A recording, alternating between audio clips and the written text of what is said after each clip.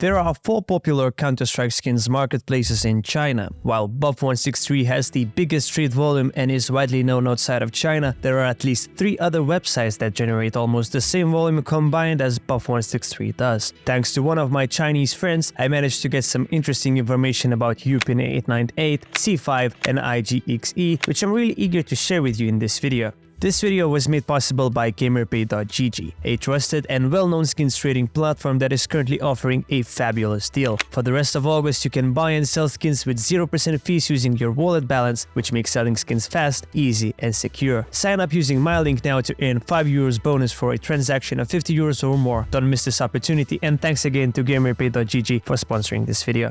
Hello and welcome, this is Fizz, and this time around wanted to share with you some interesting points about the current CS market situation in China. While it may seem that the whole Chinese CS market is revolving around Buff163, in reality it couldn't be further from the truth. One of my Chinese friends showed me a website that I never knew existed, and that exact website has a ton of information that is not only interesting, but it was also fairly hard to translate and understand. However, I did my best to simplify this stuff as much as possible. The previously mentioned website is known as csgoob.com, but I must admit that I've never heard about it before, and there is one good reason for this. It's all in Chinese and is mainly designed to only serve this region. While the whole layout seems a bit iffy, we can still see some interesting stuff on the homepage. For instance, if you ever wondered how big CSGO skins trading is in China and what volumes local marketplaces produce, you might get a very good idea right on this page. This website calculates 3 different metrics, but probably the most interesting one is in the middle. This value depicts the total market capitalization in either of the Chinese CSGO skins markets, and the formula for this calculation is a relatively simple one. The total value of the market is calculated by taking all the items listings with a quantity of 3 or more and then multiplying it by the base price of each individual skin. So, for example, at the time of writing this script, the total market capitalization on Buff163 was almost 1.5 billion Chinese yuan, or around $200 million US. On Upin 898, the total market capitalization is at around 717 million Chinese yuan, which is pretty much equal to $100 million US. A somewhat reminiscent name in the CSGO trading scene known as IGXE still works in China, and the total market capitalization of IGXE is 134 million Chinese yuan, which is around $18.7 million US. Lastly, CSGO OB tracks the C5 marketplace, which has a total market capitalization of 101 million RMB, which is just above $14 million US. So, in total, all 4 of these marketplaces have a market capitalization of more than $333 million US.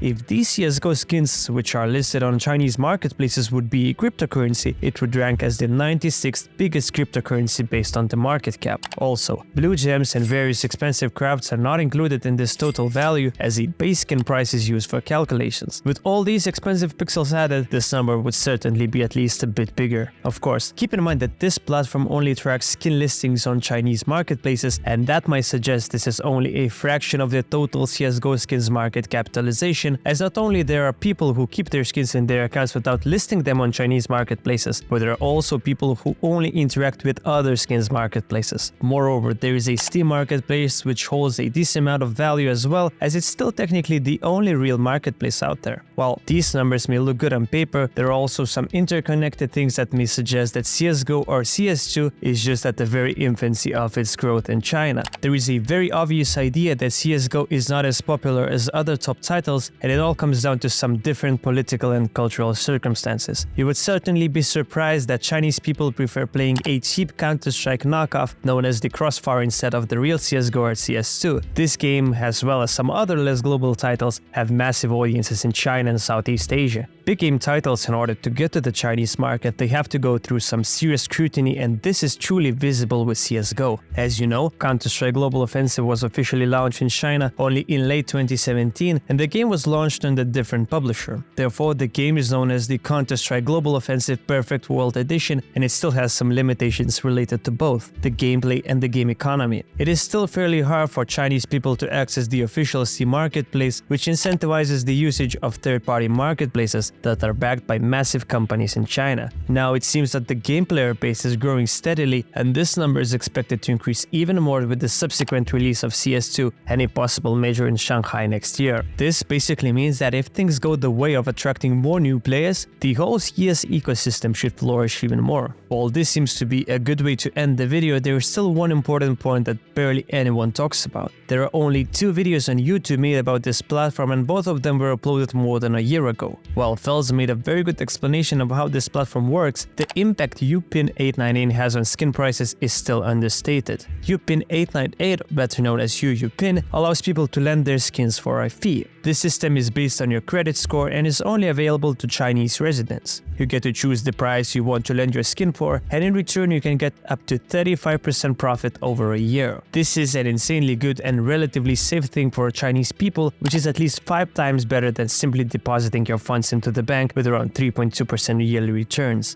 It is still believed that not many people know about this, and the low player counts in China make this platform even more promising. Considering that the skin hype on UPIN 898 just a year ago managed to cause a massive spike in prices, it is logical to expect that it may also happen in the future. Overall, China as a whole is a separate entity in CS skins market, and it all comes down to the fact that there are different policies in place that could never be implemented in CS markets outside China. Due to these differences, the CS ecosystem in China is flourishing in a truly unexpected way. The fact that most foreigners only get to use Buff 163, which is only a bit more than 60% of the total public market capitalization in China, is a confirmation by itself that we are only capable to comprehend a small part of Chinese money's impact on Counter-Strike skins. Thank you for watching the video. I really hope that you found some new and interesting information, and if so, don't forget to like and subscribe. If you have any thoughts, leave them in the comment section down below, and I will see you in the next video.